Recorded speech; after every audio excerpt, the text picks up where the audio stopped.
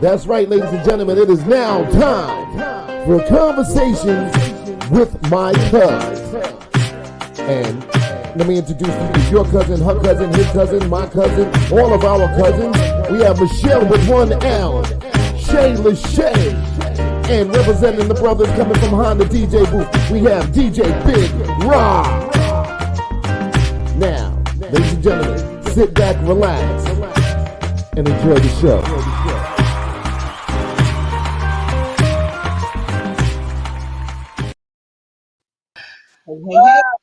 All right. Welcome to Conversations with My Cuz. What's poppin'? I am Shay Lachey. And it's me, your girl, Michelle with one L. And I am DJ Big Rob. Brother Love is here. Brother Love is here. We made it. Lady? We was trying something new today. So we had a little scramble going on, a little extra something. If you was on Instagram, you caught us with our little crazy before the scenes, before we go live. Usually we be all polished, but today we were stumbling a little bit. Y'all got to do that, right? But guess what? We on time and we ready to rock. Yeah, thank God we're not late, right? Time. So what's going on, people? We got a toast. Definitely. What we toasting today? What we toasting to today? What you got? I got nothing. I got a toast. Yo, I played out a shout out to Ed and them over at BK Lobster. We had a great time last night. Team Remy DJs was definitely in the building. Shout out DJ Storm, shout out DJ K Dub. Yes, we did it last night. It was like National DJ Day or something this past week, right? That they were shouting about. So yeah. So but shout out to BK Lobster because it's black owned. He's starting his own. They got a franchise going on, and we actually gonna get them on the show. I'm gonna talk with him about that now. That'd be dope. Okay. He's really, really a great guy. I played with them for a while. This is like my 10th time there. It's like family, and shout them out though. We had a good time, so let's have a toast to them. All right. Black-owned businesses like BK. Black-owned businesses, and also let's shout out our guy on the couch is San Francisco 49ers. Ooh, who's so we ain't talking about that. We are not talking about that. Boo. Boo. The GOAT got voted today. So we had to shout them out, because they went to the division. Because y'all know I'm not the football girl, so they did something great. So I don't know what that was. He's smiling and happy. So yeah, we want to shout it out. What are we gonna do here? I also want to shout out our comment section. We got Keisha and Kenya in the house. Hey, fam. We got our radio listeners on Blue Rain Radio. We got our Instagram family. We got Spotify, YouTube. What am I missing? Because I know we hot. We everywhere. Spotify, YouTube. We on Apple Podcasts. Yes. And let's shout out Helena because we didn't shout her out. We shouted out Blue Rain Radio, but we didn't shout out Helena last week. So she is the CEO of Blue Rain Radio. Hey. Thank you for giving us the platform to actually stream live on your radio station. So shout out to Helena. Hey, she's on the chat. She's on 24/7. 24/7. So check out Blue Rain Radio throughout the weeks. 24/7, guys. All right. Yeah. What else is going on, ladies? I know we had lady and gentleman. Sorry, I put breasts on you, Rasha. I didn't mean to do that to you, baby. There's a lot going on this week, but it's not a lot of good news. Like we had officers that died. We had Regina King's son that committed suicide. Real tragedies this week, unfortunately. And I just wanted to, give a heartfelt condolences to the Regina King family, the families of the police officers that were injured and passed away. Absolutely. It's just, really just from my heart. From our heart. From our hearts to her. And it's sad because one of the officer that passed away, he's 22 years old. He's like my daughter's age.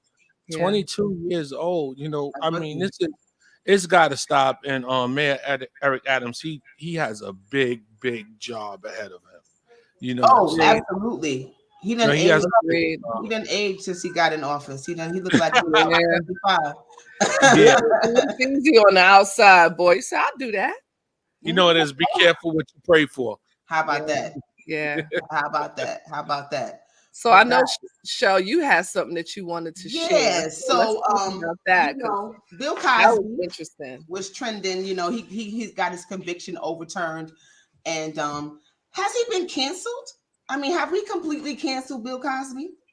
What do y'all think? Has he been completely canceled? Because I was kind of like, oh, the old guy, blah blah blah blah. But at the same time, you know, there was some things that he was accused of doing. For me, he's like, you know, that friend that all your other friends stop speaking to, but when they're not looking, you kind of wave, you know, like, hey, I'm not like 100%, 1,000% mad at you, but you know, I'm mad at you and I'm not speaking to you, but you know, I'm a, you know, I still have a little bit of a thing, right. like a That's it. That it's hard to let go of because I've had such a fondness for this man my whole life growing up, and then you find out that you know he's a monster. Well, see, we're gonna do devil's advocate on this. It's not like it's an R. Kelly situation to me. So, you know, it's this man from what we understand, sex, drugs, and rock and roll. Back in those days, that's what they did to me. So. You know, it was never nothing that they said that they came across that proved that he did anything deliberately. It was supposed to have been consensual at that time. Right. Nobody was underage. Nobody was any children involved. You know, he was just getting his freak on, you know, and they did their little thing. Okay. You know what I'm saying? So that's the take that I got from it. And, you know, now you want to wait till he becomes America's dad and you want to try to tear him down. And, you know, we all don't know the story. So, right. You know, that's I mean, the problem is whether or not he, you know, gave women drugs without their consent and then did things to them. Whether or not I take the pill and I say, well, you know, I'm going to lay here and let you is a different thing than if you slip me a Mickey. And that's I agree. But I also feel like, you know, we don't know what happened. They overturned the conviction for whatever reason that they did. But now there's a documentary coming out January 30th, and we gonna see what's gonna happen after this documentary. So we got a little clip of the trailer. Red Pit Skeletons back up. We're gonna play the clip from the trailer that's for the upcoming documentary. It's a 4-part series. All right. Do not edit this. A lot of people knew, because you can't do what he did unless you have other people supporting what you're doing. Spanish Fly, the girl with drinking and hello, America. Bill Cosby had been one of my heroes. I'm a black man, stand-up comic. I was born in the 70s. But this? More trouble for Bill Cosby. The accusations just keep coming in. This was complicated. How do we talk about Bill Cosby? It's complex, Kamal, you know. Bill Cosby was our teacher. Kind of center of morality all throughout his career. Made my grandmother laugh, made everybody in the house laugh. You can't speak about Black America in the 20th century and not talk about Bill Cosby. Thank you. On that set, I saw Black writers, Black directors. Did you remember what his job was on the show? He was a pediatrician. He was an OBGYN. Oh, that's right. He delivered babies. Oh, my God. You could have been a dentist for crying out loud, but you weren't. Bill Cosby has been leaving breadcrumbs. It's my barbecue sauce. Deaf people, some of them, they get all huggy-buggy. He was talking about how to drug women. Beautiful women. They were lined up outside of his dressing room. What did you think was going on? He looked at me and he said, fooled him again. You don't often learn that your hero's the worst sorts of villain. This is just a sad day in the history of Black culture. It was just like, no, not Bill Cosby. It's tough being a sister saying, even though it scares me, you know now. I feel like I have to have this discussion. Not just on television. We thought we knew Cosby. We never knew Cosby. Sounds deep. But you know what, too, that I think about all of this stuff. Like, okay, so right now, we're all older and we're more mature. A lot of the times is we look back on life and a lot of stuff that we did that was totally stupid. Sometimes we look as, kind of like somebody's going to take the responsibility for that and stuff like that. So to me, it's like at times when we do dumb things, like I heard him mention Spanish fly. Come on, remember that. I haven't heard that. Yeah, I haven't heard of Spanish fly, and it's just making me think like we just not 100% sure. Is his story, their story, and then it's the truth. But at the same time, does Spanish fly work? Like, is that a real thing? If y'all remember back in the day, it was all when we were younger, that was a thing. It's supposed to make you feel warm inside, but I don't really know what it means. Take your clothes off.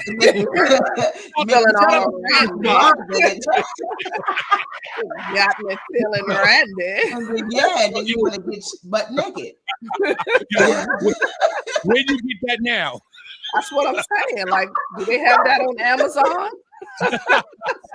You probably did. Hey, be at home doping myself. Wait, Raleigh went on Instagram. Raleigh said they sold it around the corner on 99th Street. That's why I'm like, if they sold it in the damn supermarket, I don't know if it, really works. Superfly in the Dairyland. Dairyland was a thing, but I don't know. But apparently he made a joke about it, saying he used to slip it into women's drinks, and that made him get all, Randy. So I don't know, man. But like I said, that one, and he got released because it was the same situation with the Michael Jackson trial. He paid out on the civil issue, and they settled on the civil issue, so they couldn't come back and hit him with criminal charges. So now what that means, being that we here, I got one for y'all. Did Michael do it? You see? Well, this is what I think. I believe that he did something.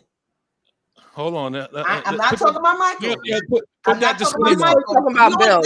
Listen. We're not going to talk about we Michael. are on Bill. We're not on Michael. Okay, let's not. Well, for sure, I'm gonna tune into the documentary. We're gonna see. I'm definitely, and I feel like after the documentary, it's gonna be people gonna cancel Bill because that trailer right there got me like, dang, they about to do Bill kind of dirty. Yeah, but everybody, like I said, everybody got skeletons in their closet. Everybody get their freak on. And like I said, everybody don't. If you don't stop saying that, y'all act like y'all. Come on, man. We adults here. Everybody was getting their freak on. And you, yeah, you really got to think about the people. Freaking you sound like Gloria. Gloria says that. Your mother. Yeah. I'm just trying to say nothing about getting your freak on. You know what I'm saying? But you gotta understand too. You talking about late 70s, early 80s. Yo, it was you don't remember the picture time with the naked lady and the afro? Everybody had one of those with the red light in the house. It was a freaky time, man. So, question. So what you saying is that you just think it was the times that things was just going crazy and a whole bunch of things was just going. I mean, because I know the 70s and the 80s is free love and all those different things, and it was just that era. It's not. It didn't go anywhere. It's just underground. It's still there. It's still out there. Everybody get, like you said, everybody getting their freak on. and now you can go to jail. That's right. Yeah. Back then it was free love. It was we all at the party getting high and drinking Spanish fly or whatever you want to do. And you gotta remember, sniffing cocaine was cool in the 80s and the 70s and stuff like that. So it's a different time now. So everybody want to go back in time, and then again, we can actually go back and see how the other America is trying to tear somebody down at the same time. This man is 80 years old. Come on, y'all really gonna wait now? Because at first they were saying that he had tried to buy a network or something like that, and they was just trying to cancel him. Yeah, so that he was trying to make some big NBC. move. He was trying to buy NBC. Now imagine that an African American man actually owning NBC. That's big. Yeah, they didn't want that to happen. So there's so many different speculations that are out there as to why now. You right. know? So, yeah, I think that documentary is going to be very interesting. So and we're gonna talk tune about in, it. watch it. Yeah, exactly. But he still ain't guilty. We don't know. With that, we don't know. Guess what time it is? Uh-oh. It is time for Let Me Ask My Cuz. Let me ask my cuz. Oh, yeah. Take that. It's the remix. Hey, Conversations. what Can't you stop. think? Won't stop. Oh, hey. Michelle Warnell. Shay Lachey. The remix is Brother Love. Hey. I think we need some music behind it, and we need to record it. All the music. No, not the music. We need something different. We need something different, you know. So I sit here and I just smile and look stupid while you guys do your thing. Right, come with the yeah. Hold on, ladies. Not to cut y'all off. I don't know if y'all paying attention to the chat, but Shay, somebody did answer your question. I think the name is Tom. Tam. Yeah, that's Tam. That's my girl Tam. Yeah, it's on Amazon. I would buy it right now, but I'm but when you do that, order me one too. I'm gonna get the 6-pack. It's on Amazon. You're gonna have people like this. Start handing it out. Looking for it. Next time y'all see me, I'm gonna be like this. Hey, how you doing? Hey, all right. Or you might not be as generous. You might be like, hey. Hi. I could be that too. I don't know. I think it was. And my man could have that look. Hey, I think it turned you down and you know made you feel all yeah that way. Yeah. Yeah, like that again, Michelle. Ready to get your freak on. Yo, what's wrong with you? Focus on Let Me Ask My Cuz, because we got some interesting questions. Okay. Y'all a whole bunch of fools. All right. Here's a question that came in. We're ready. How should I deal with my 11-year-old daughter who wants to dress slutty? I'm gonna let y'all ladies start with that one. I have sons. I never had that problem. Thank you, Jesus. Well, at 11 years old, if an 11-year-old wants to dress slutty, oh shoot, sorry about that, y'all. What I just do? That was me. Sorry about that. If an 11-year-old child wants to dress slutty at 11 years old, we're looking at the parents, because my thing is, as a parent, what are you talking about? How should I deal with my 11? Where is she getting the clothes from, first of all? Yeah, because I've seen enough young ladies like on videos and things like that I think is extremely inappropriate. Because I remember when back in the day remember jellies was out, we used to wear the little jelly sandals. And my mother would not let me even put a heel on my jellies. She was like, and the heel was about a half an inch. She was like, nope, you just get the ones that's flat to the ground because that's being fast. I got a word and a half. It's called beat 'em. It's called what? Beat 'em. No, I think there has to be a point, like even as a parent, how you carry yourself is going to have a lot to do with what is going to inspire your child to carry themselves. My mother was the corporate worker. She dressed in a certain way. It was never even an idea in my head that was where I wanted to go with how I wanted to dress. And we come from a different age group. So you have young daughters, Ra. You never had a problem with that? With your daughters? My daughter? He's like,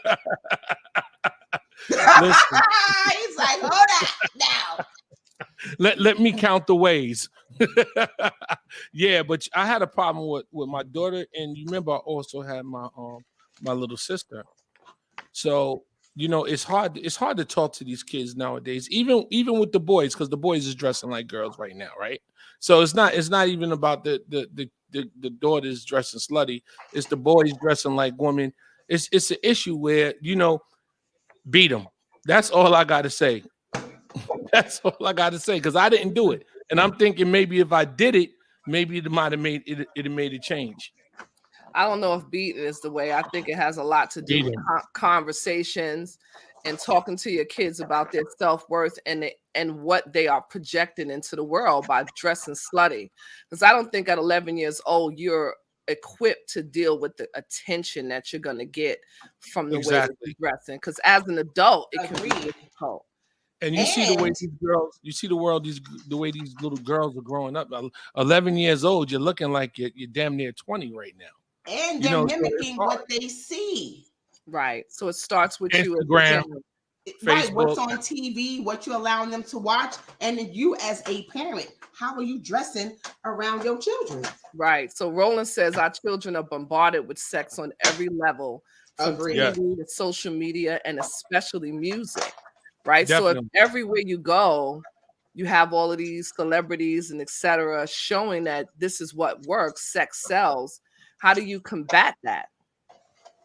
Right. Yeah, but then you're right, Lachey, about really communicating. You know, the beating them is like a lot of jokes, but I realized, you know, because my kids is a big difference in age. My son is 13, my daughter's 21, she'll be 22, and he'll be 14. But at the same time, I realize I get more results now, actually not raising my voice, not going off on him, just really sitting him down and, you know, showing him the facts and getting him to try to understand in another kind of way.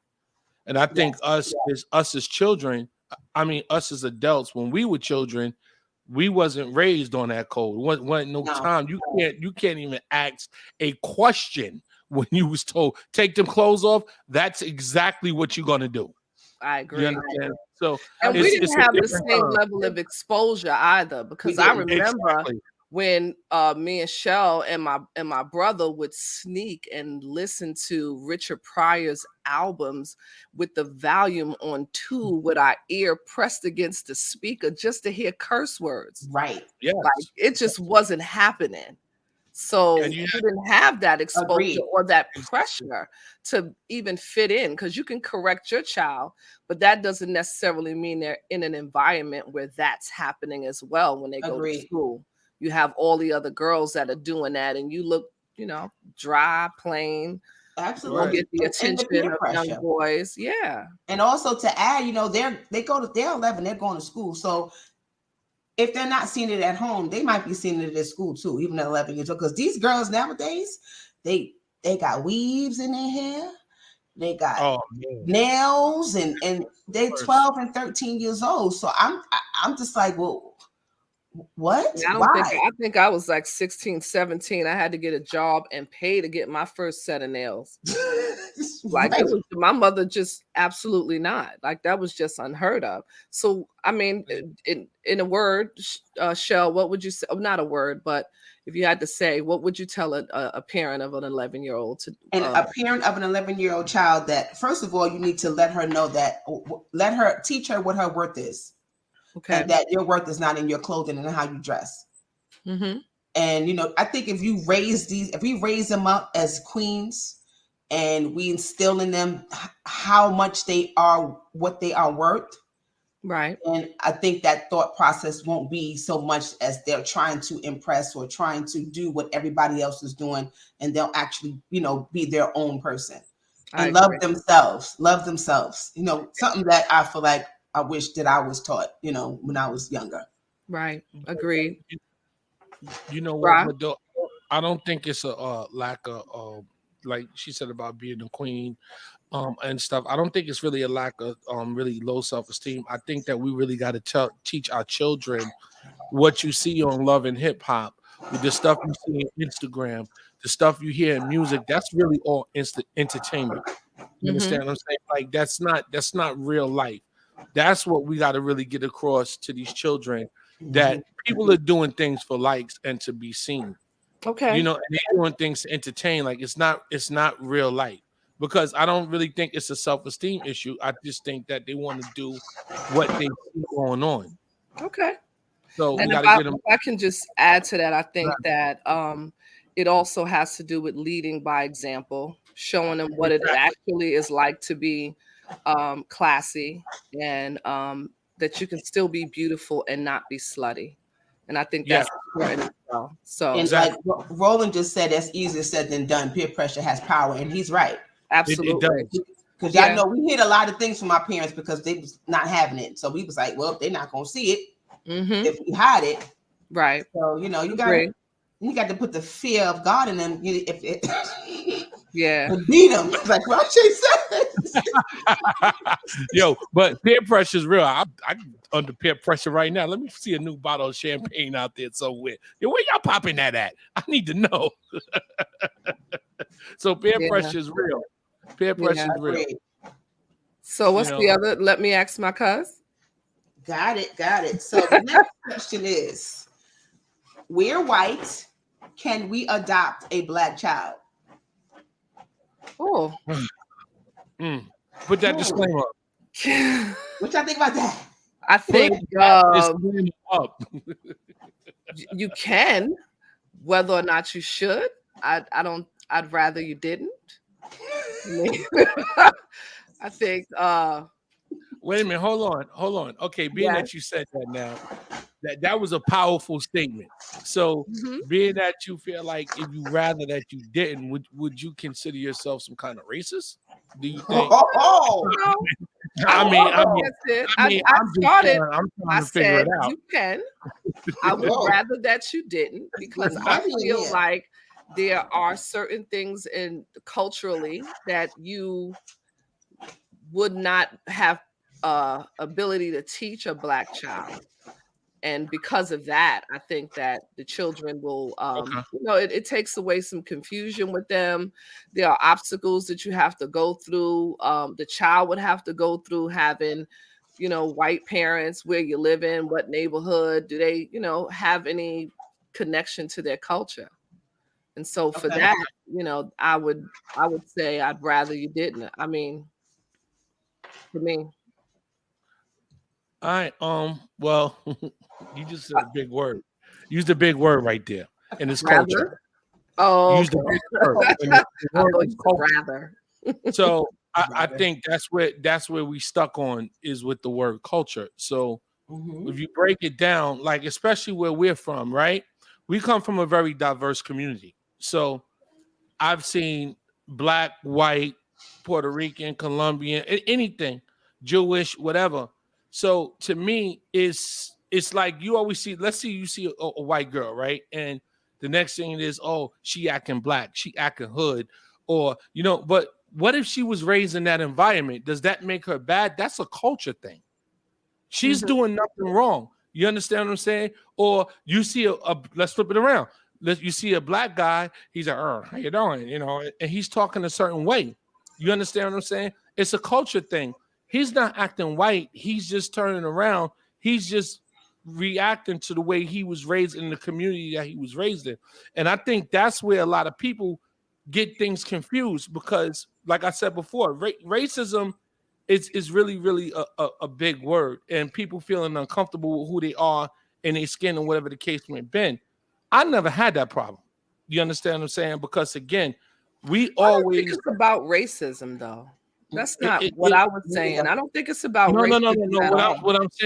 What I'm saying is that when you divide up a lot of things between the races, like a black family raising a white child, or a white child bringing up, coming into a black family, or a white family having a black child. I believe that these are all cultural things, and I don't think there's nothing wrong with them. You understand what I'm saying? You just gotta really, really get your children to understand who you are and how to feel comfortable in your own skin. But I think it's bigger than just what happens in your household, because that child then has to be in the world. Does that mean time? No, that means I didn't get a chance to say what I needed to say. I want to make sure that when you do that next time, because we have to wrap this segment up anyway. But you say what you had to say. My point out there. Can we adopt a black child? By law, yes. Agreed. Should a white person adopt a black child? in my opinion, absolutely not. Wow.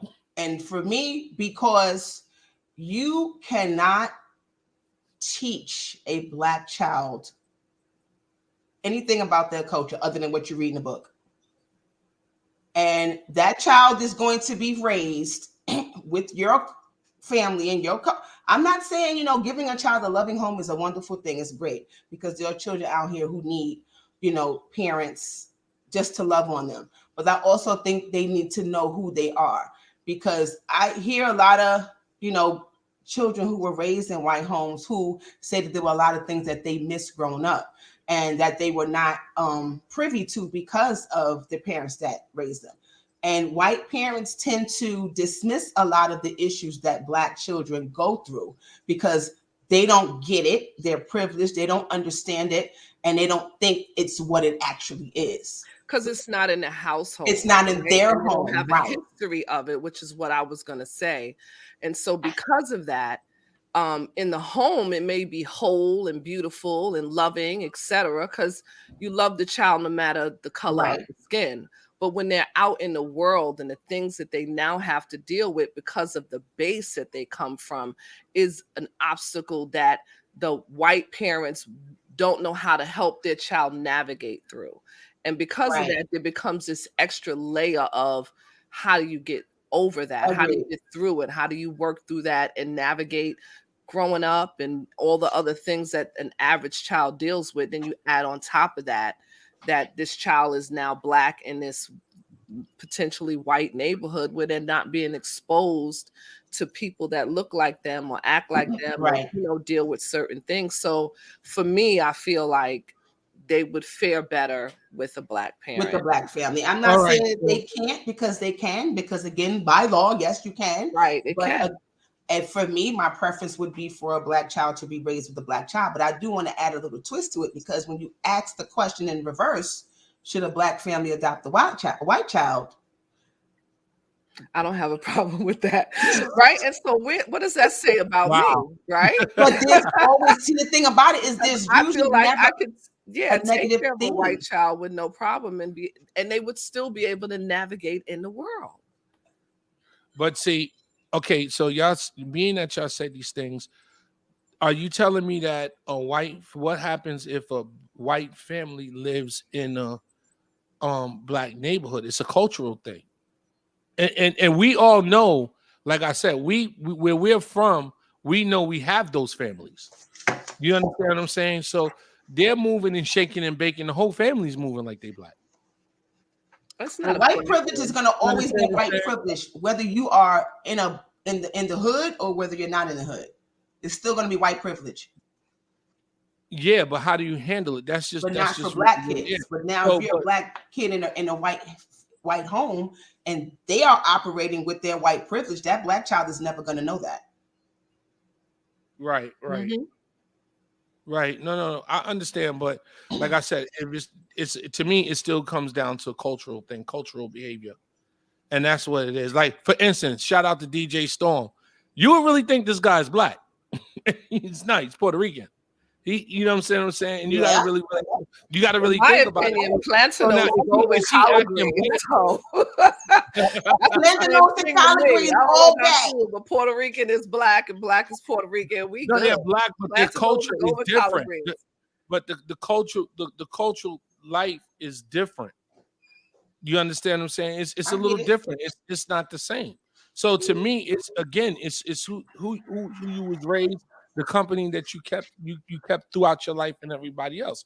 So to me, if a white family can live in the hood and raise their white children successfully, then I believe a Black family can raise a white child to be successful.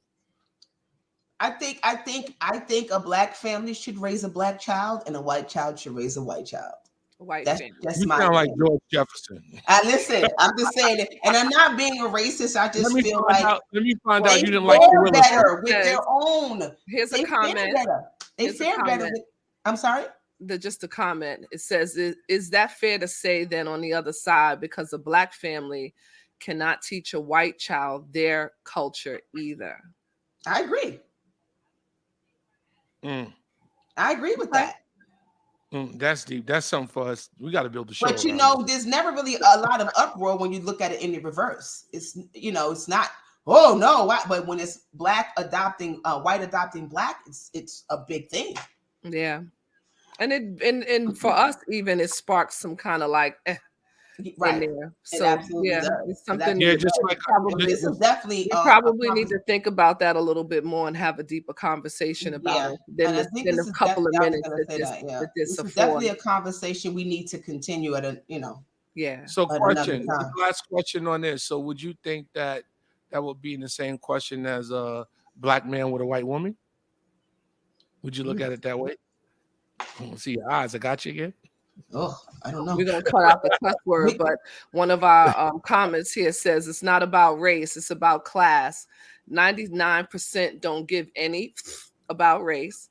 Adopt love and be a good person and raise a good person. Exactly. It's a money game. It sounds great in theory. It sounds great in theory until that black child is getting pulled over by the police and that white family don't understand why. Yeah. Well, you know what I'm saying? Something for us to make you say, Potentially a show for another day, right? Absolutely. We definitely need to come back to that, but that's definitely a good conversation. Think about the debate when we was putting the show together. Right. Yeah, that took a lot. I couldn't even calm Rod down. Like, wait a minute. But one of the things that we were talking about for our topic for today was also about guilty pleasures, right? Pleasures. And thinking about that, I want to go back to the comments. Well, yeah, the person in the comments saying they're a white person. So listen, I get it. Your opinion is just as valid as everyone else's. So yeah, they understand, right? And I thank you for that. Appreciate you. The other thing is guilty pleasures, right? Things that, and it doesn't, when you say the word, it always sounds like you're trying to be a little like risque about it. But in reality, guilty pleasures are those things that you do that bring you pleasure that you might not necessarily share with people. Like, you know, you might always, you know, stick your finger in the peanut butter and that's how you eat your peanut butter. And God forbid somebody come over and they want to have something like, oh, don't eat out of that. You don't want no peanut butter and jelly. I don't have any peanut butter. Right. That's all I do. Right. So I was trying to share with y'all how I thought one of my guilty pleasures was that I go to all of the open houses that I see. And you guys told me that wasn't a guilty pleasure. I didn't think so. Because my kids used to literally see the sign and go, please, I don't want to go. I would be like, oh, I'm so excited. Let's go see. And they didn't enjoy it. They didn't like it. Yeah. So that was one of mine. Well, here's the thing with guilty pleasures. It's a guilty pleasure, but it's a pleasure. So why is it, create guilt? Now, I was reading something and it says that one of the things it says is that it limits your sense of identity. And it says the shame we feel about guilty pleasures may also come from expectations of self-consistency. We prefer to see ourselves in an undimensional way and dismiss or deny the parts that don't align with the rest of our self-image. So the person we present to the world is who we want people to see us as. So if you go and tell them, yeah, I enjoy watching ratchet TV or reality TV, and you don't tell nobody that because you want people to look at you in a way that does not identify with ratchet TV. Like I have a thing for dragons. You have the what? A thing for dragons. Wait It's a minute, so bad that if it has dragons in it, I will watch it every time. But that's cute to me. Yeah, I don't know if that's guilty. I don't know if that's a guilt. I think a guilt thing would be something that you wouldn't want anybody to know, like porn, like porn. Yeah. Hold on now. Wait a minute. What you got to feel guilty for about that? About dragons. It goes against my self-image. The world would never. A dragon? No, the porn. Oh, why are you whispering? Oh, it's a bad word. It's a bad word. See, I feel shamed just saying it. So after you finish watching it, how do you feel about Randy. yourself after you feel feel about Randy. You feel like you just had a little bit of Spanish fly. Like I don't want to like. Ooh, you got to watch it with the volume on too. You know, can nobody hear it? Good Lord. But here's another one that with a guilty pleasure, it may imply that you're weak, lazy, or undisciplined. Like procrastination. Yeah. That's a guilty pleasure makes some feel that way after they do it. But I don't think procrastination is good because you could feel you don't enjoy procrastination. That's not a guilty pleasure. That wouldn't be a guilty pleasure. But porn is. Binge watching TV shows. Yes. That'll stop your life. That will. TikTok. That make you call in. Oh no, I can't make it today. If you call out sick, so you could stay home and binge watch TV, and you do that once a month. This is interesting here. Our inability to embrace pleasure without guilt reflects deeply rooted values and social norms about the importance of productivity and self-control. So yeah, I mean, I get that, because if you're doing something that you consider enjoyable, but you feel bad after it, that means that there's something in your mind that's like, I could have been doing something else more productive. So you beat yourself up for it. Yeah. So one of our comments says that porn is a guilty pleasure. That's just a pleasure. Why the guilt? See, I guess it depends on the kind of porn you watch. So there's that too. Does it? Yeah, it could be bondage or something, you know. As long as it's not animals involved, then, you know, I don't know. But is that the only limit you have? I'm just saying. Let me say, you said that real calmly. Let me find out. No. Let me shout out Shay. Shout out to Shay. No. She's all calm with it. Porn. How about we just embrace every aspect of ourselves and just do what we enjoy doing it and just do it. No, yeah, I guess that's easy said, because then there's said society that tells you that these are things that you shouldn't be doing. You know, if 10 people are not doing it and you're the 11th one and you want to raise your hand, but is it society that's telling us that we shouldn't be doing it? No, I don't think so. I think it's the inability to share that that's a part of your character. That's something that you enjoy. Yeah, and the other 10 don't. So those 10 people will turn to you and be like, I don't think that's acceptable. So it's really what we feel that others feel. The embarrassment of sharing it. Right. I think a guilty pleasure is probably like overindulging in something, doing something you know you ain't got no business doing, like you like doing. You know, let's say you wanted to go hang out and you maybe drank a little too much. You had a good time, but now you regret what you might have had said, what you done, who you slept with, you know, things like that. Or maybe, you know, maybe if you're gambling, you understand what I'm saying? And you blew the money, but you was having a good time doing it. See, now that goes on borderline of being addiction. Exactly. Right, addiction, right. Yeah, that's more of an addiction. Right. You blowing rent money, that's more than a guilty pleasure.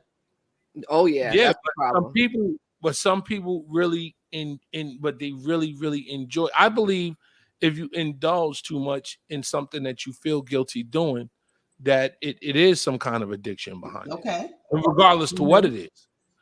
You understand what I'm saying? Right. So it's like, I think, and that's what I think it starts with, kind of the guilt, because you're identifying that if you're feeling bad about something and you can't constantly doing it, you're fighting yourself all the time. Okay. But I think we can actually change the narrative when it comes to guilty pleasure and actually flip the script to be something more positive as opposed to it being something negative. You know, because we could look at a guilty pleasure as something negative. Now, for me, if it's not harmful to you or anybody else, why is it a problem? You know, living your truth, right? If you're living in your truth, you're being who you are, and you're just doing what you want to do. But we are letting society tell us, or the world tell us, or ourselves tell us that it's wrong. Right. But we're enjoying it. at the same time. Because it is something that you enjoy. Right. And you should be able to say that this is what it is. And the hell with who everybody else, what you think about it. Mm-hmm. Because it could be something as simple as self-care. I'm just going to take this day and I'm going to relax and I'm going to watch my favorite show, whether it be reality TV or porn or wherever it could be. And you're just going to enjoy yourself and do what you do and then keep it pushing. Mm-hmm. Okay, so ladies, y'all want to identify what some of y'all guilty pleasures are? I thought I just confessed. I think it's Cheryl's turn. I done said what I said. Well, mine is I like ratchet TV. She said, I watch a Love and Hip Hop or Grown Up Hip Hop or something like that. And the thing about that is that after I watch, I'd be like, the hell I watch this crap for? And I'd be like, man, I'm looking at it, and I'm like, look at these people on here. And I'm sitting here criticizing, but I go back to it and I watch it every time. Yeah, I'm not a ratchet TV watcher. I don't watch much TV, unfortunately, but when I do, I'm looking for dragons. Well, I don't care if they're animated. Like, Rob, what are yours? Some of my guilty pleasures. Uh-oh. Let me see. Soft and gentle like that. I don't know. I'm a binge watch on TV too. That'll just stop my day. Like if I'm strolling through the channels, and you know how Netflix and all of them now, they drop a whole series, right? Yes. Okay. All 9 episodes. I will turn around and seriously watch all 9 episodes. Like that's one of the things that, and I'd be like, damn, I had so much to do. That's one of them. That's really one of my biggest guilty pleasures that I do have. I totally agree with him. Stop caring about societal norms. Anything consensual is the name of the game. I agree. Mm-hmm. I totally agree with that. We gotta stop letting guilty pleasures be guilty if we're enjoying it. Well, that's just as long as you ain't hurting nobody and you ain't doing nothing to nobody, then I don't understand why you just can't enjoy yourself, period. That's just what I'm saying. Just enjoy yourself. Yeah, just enjoy yourself. Well, here goes one that's hilarious. One of our comments says that I twerk when nobody is watching. I love it. I love it. I love it. I love it. And then just keep on walking, right? Just bust a little twerk out. Bang. I think we just got to flip the script when it comes to guilty pleasures. We got to flip the script and change it. That reminds me when he mentioned that about twerking is, you ever been in your house like cleaning and a song come on, next minute you busting out dancing, and then somebody come in the room and you like, oh hey, pick up the broom. You sweating and carrying on. Yeah, you in there doing the Running Man. Yeah, exactly. That happens to me all the time. And the funny part about I be in traffic jamming, just you killing them. And the guy in the car be like, yo, what's wrong with that guy? Like nobody can see you. Like you just in the car by yourself, nobody can see you or anything like that. Yo, you just zoned out. I have a bad time doing that. Really, that is, and you know what too? I found myself now that I'm a troller on social media now. I don't know if it's because of what we're doing with the shows and looking at what's going on, but I could be driving somewhere and something crossed my mind. I will literally pull over. Oh shit, what's this posted? Oh, what? This is what happened. Then I get on the phone. Yo, you seen something? Did you say you pull over? I pull over. Wow. and I might look at a post just because it is. I'm a for now guy. So if it crosses my mind, I have to do it right then and there, or I would never get to it. Oh, we know that. we definitely know that. And I never really been into social media until we really started the whole podcast and everything now. And I could be trolling all because you find out so much if you start trolling. You could really educate yourself on a lot of stuff about media. Like, you know what I'm saying? Because I'm going to be the media guru in a minute. Trust me. Okay. I hope you are putting out that Cabo trip when you become that guru. That's it. Yo, and I do totally understand why 50. Shout out to 50 Cent. I understand why he sits back and troll everybody now, because you have fun doing it. And it's a lot of you can get a lot of content. A lot of content from scrolling social media. Real talk. I wonder why, Michelle, with one L. I'm just saying. Listen. That's one of my guilty. That's a guilty pleasure for me, because sometimes I find myself scrolling way too much. But now that we have the show, I'm always on social media because I'm always posting. I'm always promoting and figuring out ways to grow the show, and so I'm always on social media in some form. It's like me too. Yeah, I'm a troller. It's become a part of my life. I'll be looking up my girl from '88, like, I wonder what she look like now, and I'll be like, oh my goodness, she's 50, she really 50. Then I call a man on the couch, guy on the couch, yo son, remember such and such from '88? Yo, go to this page, look at her, just look at her, God. So is that a good pleasure, stalking other people's pages? Yeah, I be trolling. Because he's enjoying it. That's a guilty pleasure. I'm not a troller of anybody. I just scroll. I be trolling. It's something crossed my mind. I promise. Social media is really, really a serious issue. Like, it's bad. Like, this is how people go to jail. Yo, but this is how people build cases up on you. Like, yo, people just post the stupidest stuff sometimes. Like, you just telling on yourself. It's bad. It's bad. But that's their business. Yeah.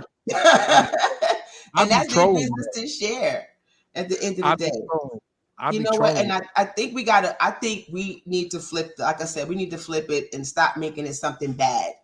And if it's something that we enjoy doing, we have to have balance and make sure that it's not something that's hurting us to the point where we're not doing the things that we should be doing other than that guilty pleasure. Because you can get caught up. You definitely can get caught up. But if it's something enjoyable, take time out for that guilty thing that makes you guilty and just do it anyway. But enjoy it while you're doing it and not think about what anybody else is going to think. Like if you want to twerk, you twerk. Right. Get your twerk on. Well, I ain't got no problem seeing somebody twerk. But we see... You see what I'm saying? You don't have a problem with seeing nobody twerk. Go ahead and get your twerk on. That's what, twerk. Nah, but Good night, Kyle. Good night, Kyle. Twerk yourself all you want.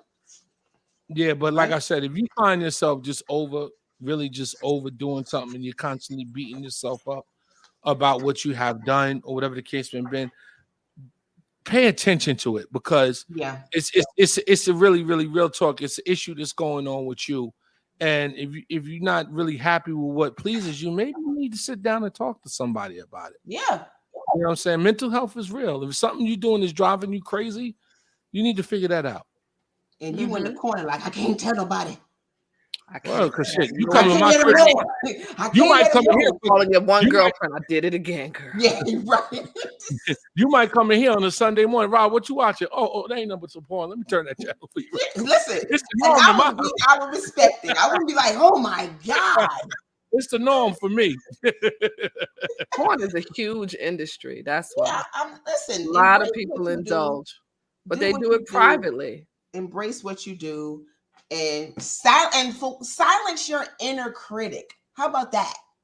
Yeah. Oh, look at you. Look at that. Silence your inner critic. You sound like Dr. Phil right now. I done dropped it down. How do you spell inner critic? How do you spell that? I'll text it to you a little later. Don't worry about it. That's right. I'll text it. You got I am critic. That's what actually messes us all the way up. Us. We tell ourselves. It's your inner critic, and it's your what you mentioned, Shell, is how we want the world to view us. right? How you present yourself into the world. And then there's those things that you don't want to bring to the table because it's going to tarnish the image that you're building, your brand.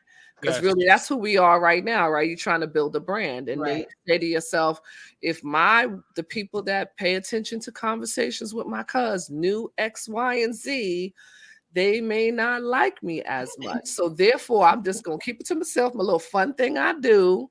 So, people won't judge you. And that's really where it falls if people are starting to judge you for that thing in a negative light. Yeah, you got to be authentic to yourself. But what about this? How about you create your brand about who you are for real? Authenticity. Absolutely. Because Ra. This is what it is. So am I. I'm going to be me. I'm going to be me. So I think creating your brand around who you are is a really, really good thing too. People do it all the time. They do it all the time and they're successful at it. So I don't think it's just that level of being able to be vulnerable. Yes, agreed. Yes. That plays a big part in whether or not you have that. And it takes courage. Agreed. Because the world it can be very harsh. How many people, like you asked about whether or not, Bill Cosby is canceled, but people have been canceled for a sentence that they've said, that's true, comment that they've had, and then the world is not willing to forgive. The world is not kind. They're not kind. Yeah. So it takes a lot for you to be in a place where you can say, this is who I am, and I'm unapologetic about it, and you just have to accept me. And being courageous and vulnerable about it. Agreed. And I agree with Jeff. Yes. Mm-hmm. Yes. Cannot care how people view you if you feel you are doing the right thing. That's it. Exactly. Point blank. End of the story. And on that note and that comment, we're just right quick though, on Jeff's note. So when you see me in Cabo and I have my Speedos on, I don't want to pick on me. I want to be on. Shout out to me in the Speedos. I'm going to really have my Speedos on. And I'm going to record you. And I'm going to judge me when I do this. And that's not really a guilty pleasure unless you got Speedos on all the time. Right. And we're just finding out when we get to Cabo. You know what I mean? And then he got a whole suitcase with all different kind of flavors, different colors, and they different colors of Speedos, purple with matching sandals. I'm just gonna be me when I get to Cabo. I'm gonna be free. I know that's right. You. I know that's right. Yeah, exactly, Jeff. That means he really does not care, and I ain't mad at you. Enjoy yourself. And when we going to Cabo? We going to Cabo September 1st through the 5th. Go book your trip. Go to www.theteamremy.com.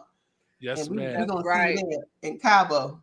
We're going to have a great time. We got a great lineup. All the information is on the website. Because we got our comedians, we got our DJs, we got our parties, the pool parties. Like, it's going to be a thing. So a definite thing. A fun-filled 5 days in Cabo. Absolutely. Yeah. Absolutely. Yeah. So and and whoever's watching, if you're not, shout out again to all of our listeners and followers. You can catch us on Facebook and Spotify and Apple Podcasts and Blue Rain Radio and iHeartRadio. We're on YouTube. So go follow us on all of those platforms that you can follow us on. Do you have a word for us to take us out? Absolutely. I always got a quote to end the show. I want to hear it. And it falls right in line with guilty pleasures. If you enjoy something, you just enjoy it. No sense feeling guilty about it. Well, okay. Simple. Did you make that up? Well, I added little things. I saw something similar, but I added a little. Michelle, you know what? You should have put your name on that one. You know what? I'm gonna put my Speedos on right now because I'm feeling good, y'all. So I knew you had. He got a whole drawer full. Probably he's just trying to, prep us up, get us ready for it. I kind of think he walks around in the Speedos in the house. I do. Speedos and Timbs. Speedos. If I ever see you, I'm recording. That's right. That wasn't at his 50th birthday party when he stripped down to his drawers. Those drawers. To his drawers. Matching drawers. My drawers was matching though. Don't front. Right. Yeah, you was feeling yourself that day. Shout out to me and my drawers. Yeah, I have footage too. We got upload a lot of this footage and stuff. We're gonna create something. All right, y'all. Let's get ready to get out of here. But we are getting ready to get out here, guys, and thank you guys for joining us. Next Sunday, we have a guest on the show. So we do have a guest on the show for next Sunday. Oh, we do have a guest on the show, so yes, stay tuned to that. Yeah. So I'm excited about that show. So guys, we will see you next week. Peace and love. Bye, everybody.